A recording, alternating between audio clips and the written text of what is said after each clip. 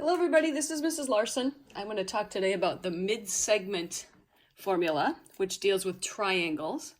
And I have the formula here, and then I'll give you some examples of how it works.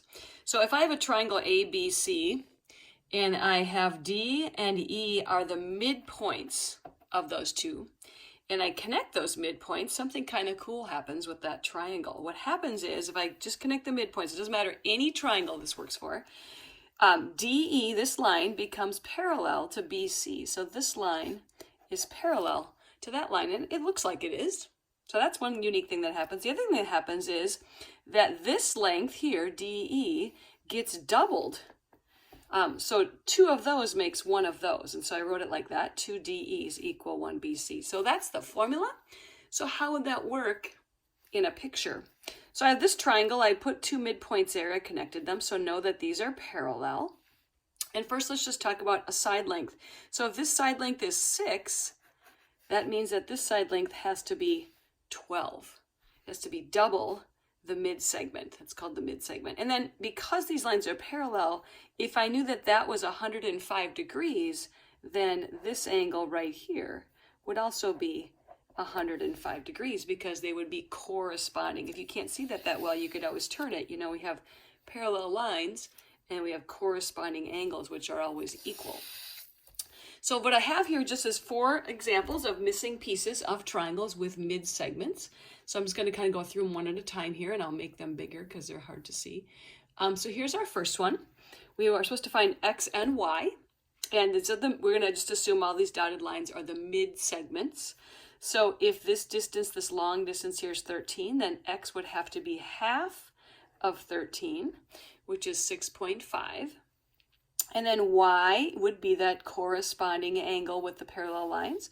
So if that's 83, that would have to be 83 degrees for the mid-segment.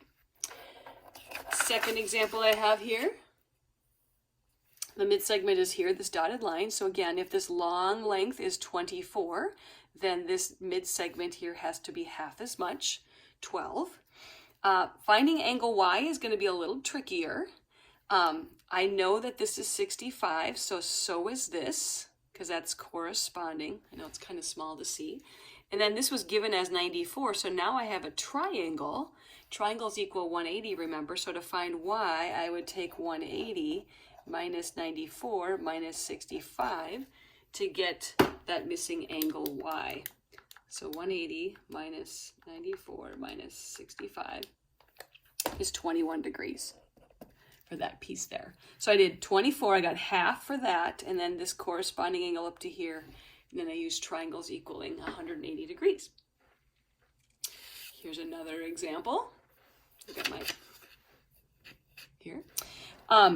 This time they gave me the short mid-segment side, so now X down here is going to be double that, so 86 for the length. And then again, I have some tricky angles to figure out. This is going to be kind of a chain. If this is 68, then that's 68. And again, I have a triangle to get this angle, which I don't want, but it's going to help me get to Y. So first, I'll do 180 minus 68 minus 94.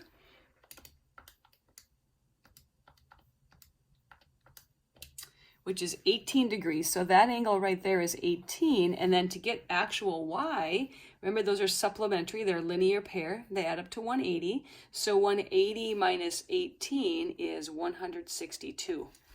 So that's one way to go on there. There's other ways you could do this with, you could do this big triangle, and if you know that, then this is 18 as well.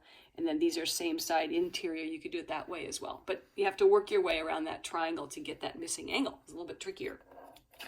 And then my last example here, again, this time I gave you the long side. So X is going to be half of 12.5, which is 6 1/4. So that's how long that is. And then I'm supposed to find this angle over here.